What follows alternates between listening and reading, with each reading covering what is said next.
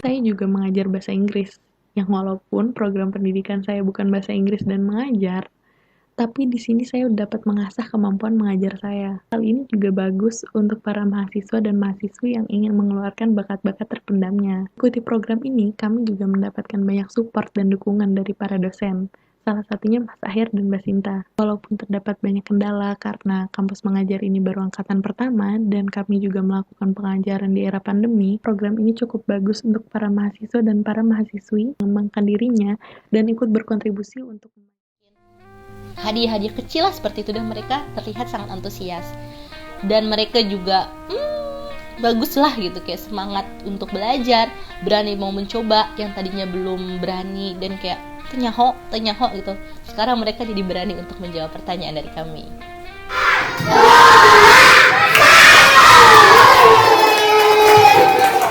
Ada juga kelas 3 gitu, mereka belum bisa membaca kayak gitu.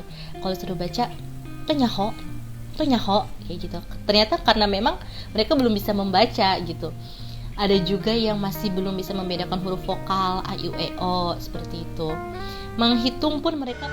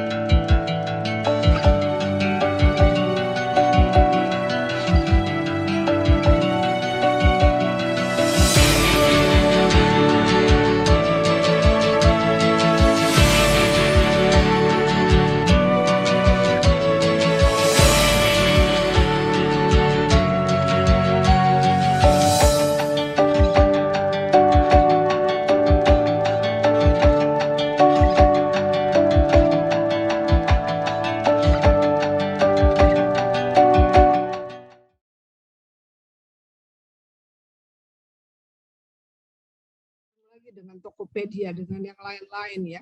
Bayangkan tuh kreatif tapi destruktif loh. Kenapa disebut destruktif? Ternyata internet itu, kehadiran media sosial itu menghilangkan sebagian besar pekerjaan manusia. Tapi menghasilkan 30 juta jenis pekerjaan baru. Gila nggak itu? Ya. Itu kenapa disebut kreatif tapi destruktif. Sehingga dunia kita ini berubah nih. 2 tahun ini berubah banget. Jadi tantangannya kan tadi tuh kalau kita kerja, so what?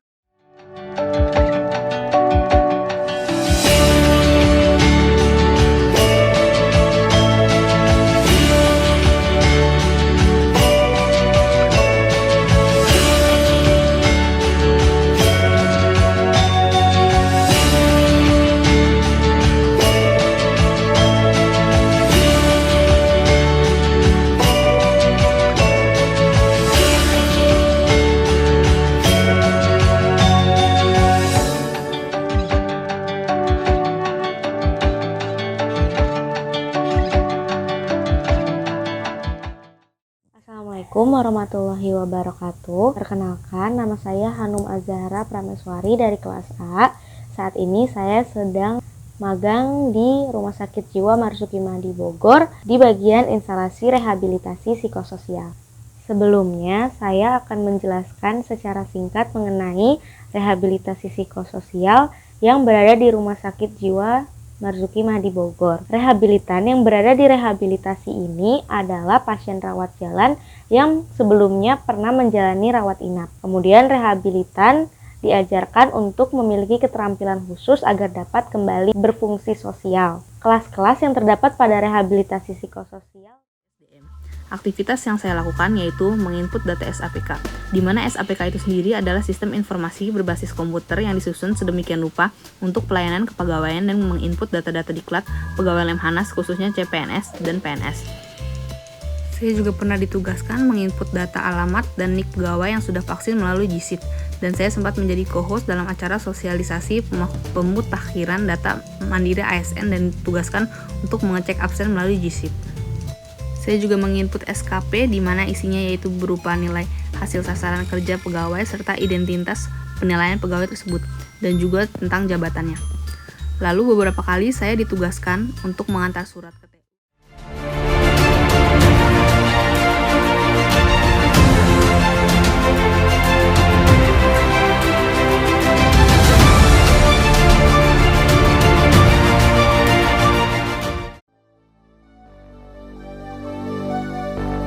Fill me out with your smile. Now the sunshine brings the light. Fill me out with a flame. I will let you in this game. Take me out when I'm down. 'Cause with you I'm safe and sound.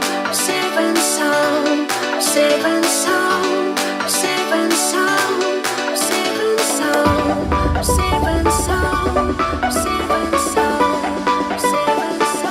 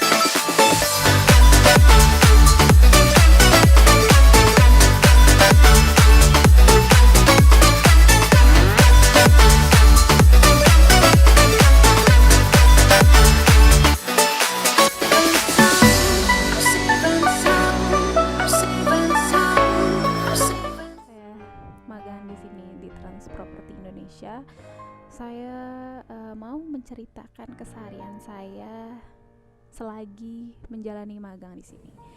Nah, itu salah satu pekerjaan saya selama magang di sini.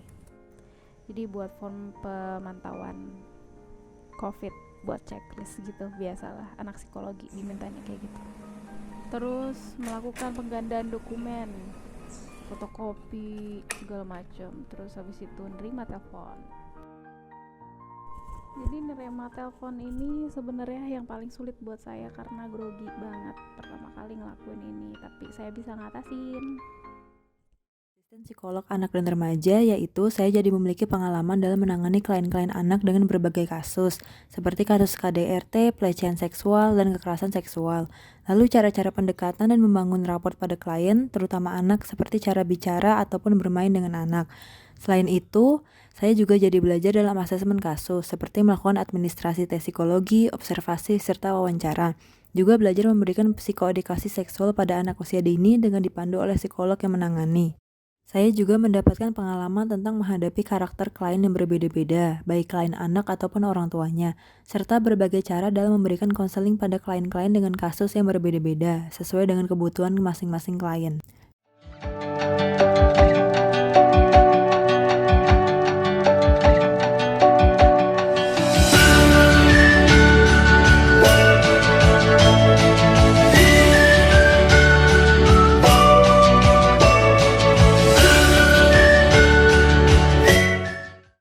Assalamualaikum warahmatullahi wabarakatuh. Saya Larsita Putri dengan nomor NPM 60182100082 dari kelas B akan presentasikan mengenai testimoni saya selama magang di Yacht Laboratory Indonesia. Sebelumnya, job desk saya di Yacht Lab ada di bagian riset dan sebagai content creator. Selanjutnya, saya akan menjelaskan mengenai aktivitas saya sejauh ini selama magang di Yacht Laboratory Indonesia. Yang pertama, mencari alat ukur tentang religiositas dan future career yang mungkin nanti akan digunakan untuk survei selanjutnya. Yang kedua, melakukan bedah dan menyebarkan survei.